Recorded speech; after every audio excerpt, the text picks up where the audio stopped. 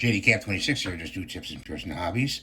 And we got the Wesson pellet revolver here, model 715. And we made a modifier for it.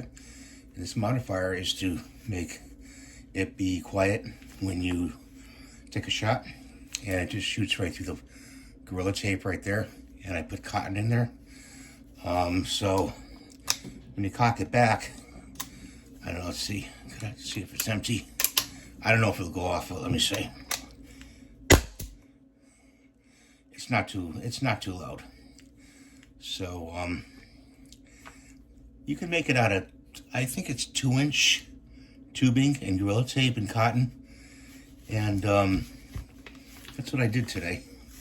So I want to share that with you. I can't talk either so early in the morning. And I hope you have a good day. Safe shooting always. Make sure what your backstop is when you take a shot at your paper target. I don't believe in killing animals. I do believe in killing paper. You know, target shooting. So thanks for watching.